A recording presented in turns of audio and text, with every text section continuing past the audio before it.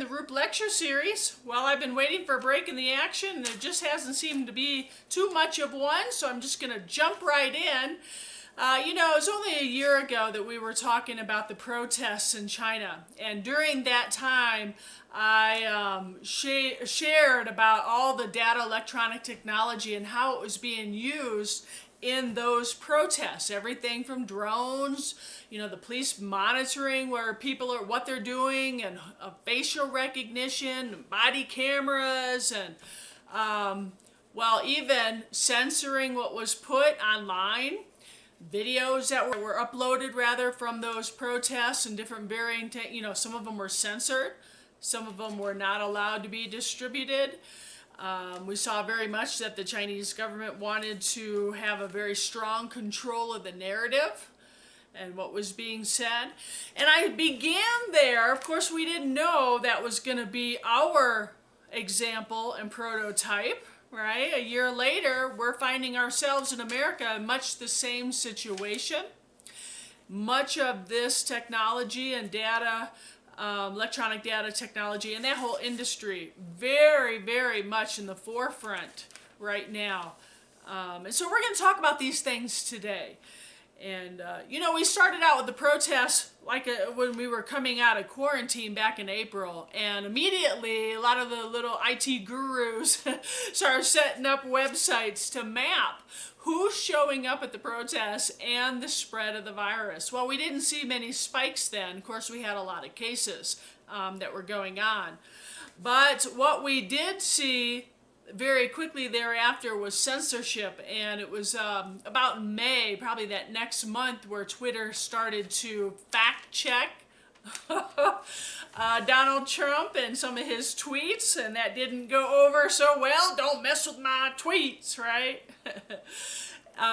Very quickly we saw that within a matter of days he signed an executive order, and that executive order only got the ball rolling, but in essence it was saying to these companies the provisions and protections that you have under the laws, because you are not discriminately using censorship. But if you are starting to use your platform like a publisher, where you're controlling the narrative and censoring and all the things they're doing, but if you're going to continue doing that, your legal protections are going to be re-examined, right?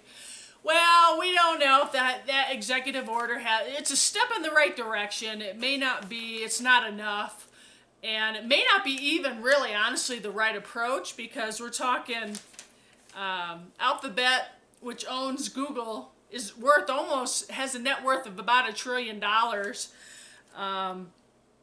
Facebook, we're looking at, they're worth about $665 billion. So these companies are so big, it's really, they are dominating their providers. They are world providers. And to approach them in any way, shape, or form these days, you're going to have to approach it breaking them up. They're monopolies. And I think we're going to we'll run into that next. But in the meantime, they're pretty much censoring at will. They're doing whatever they want to do. And so it's on that end as regards to protests and our elections and things like that I want to discuss today. Because while we've been discussing these same issues for the past year and a half now, it's going to be our turn up at bat soon. Meaning everything that we've been talking about is here, and it will be in application. And so, for example, starting with the protests, the police are using all of the capabilities that they have of this technology for surveillance, and rightly so, because they've gotten out of control. They're very violent. They're using drones and body cams and facial recognition. Many different aspects of this technology they're using to help with crowd control and to keep people held accountable for their actions. And that's, we can appreciate that side of this technology for sure. But on the other hand, did you know that political organizations are just as excited about these protests? They are gathering all the little phone data of everybody who goes. So if you get 18,000 people together walking down the road, that's a lot of data. They're sifting through and they're finding out who's not registered, who's not a registered voter, who's not been politically active. And they are now fine-tuning, they're buying. You know, we are the product. Our lives and our actions and everything we do online is being bought and sold by people who are very much interested in what we have to say, think, and do. And so the protests right now, you know, you go to a protest, you go home, you'll receive a text message. Here's an example. One of them will say, let's keep this same energy in November at the ballot box. Vote Black Voices, register to vote. And they'll put a link in there so you can start to register to vote. It's very easy that way. The thing is that now we've, researchers, and it's come out, you know, in the last election, Facebook and some of the other companies took it on the chin from Cambridge Analytica saying that they had an influence, right? They influenced voters, at least voter turnout in the last election. Well, this time around, it's off the hook. They say now that they are able to, these companies are able to, as an aggregate, they can influence about 15 million voters in any direction. And how do they do that? I think that's important to reassess, you know, how are they doing that? Well, the ads, right? They're targeting different ads to different groups of people. Very biased in search engine results. Blocking, limiting a lot of the ads and discourse, what you see on your news page and your content feeds, all of that heavily censored, monitored, manipulated.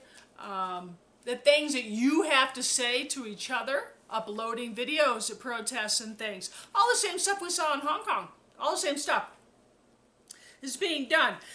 On top of the fact that they're fact-checking people now. And taking down whatever information they consider as misinformation. May or may not be true. You know, I went to a panel discussion in Washington, D.C. last October. And I got to hear out of their mouths people from Facebook, engineers from Facebook, and people from DARPA, and a lot of bigwigs in this industry. They are not interested in truth. They said that. They said out of their mouths they are interested in controlling the narrative. So every video that's uploaded and everything that's being said, they only want to control what you think and how you react to these things. It's behavior modification. I've talked about this in the past already. And so how, you know, part of doing this podcast and this whole topic is to let you know just how manipulated we're being. And heavily influenced now. We have elections, a major election, very serious, very critical time in America's history right now. And if people don't realize that, first off, you're out to lunch. You're not paying attention to what's very important. But the second thing is how involved, how much of your value, of your information do you want to give to these companies? Right? You need to start reevaluating that. You know, if truth doesn't matter to them, why are you listening? What numbers and data, they mean nothing. They all can be manipulated. At this conference, it was called deep fakes. So these are fake videos. Everybody's got that capability of being able to create now fake videos even. And, you know, with the election right around the corner, is all of the things that we've been discussing are paramount importance to understand just how easily we can be manipulated if you're not paying attention. What platforms do you need to leave? There are some.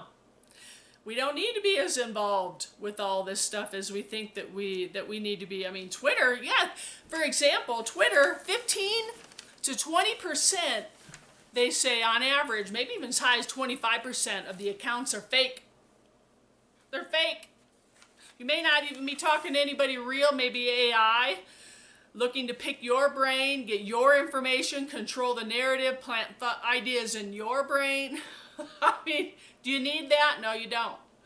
So you need to reevaluate just how manipulated and how much influence and how much yourself and information that you want to give to these companies this time around.